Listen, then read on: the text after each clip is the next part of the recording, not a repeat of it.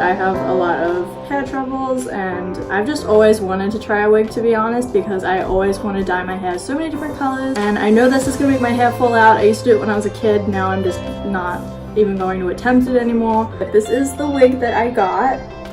It's got some really pretty highlights in it. It has a lace front. This is 22 inches of real human hair.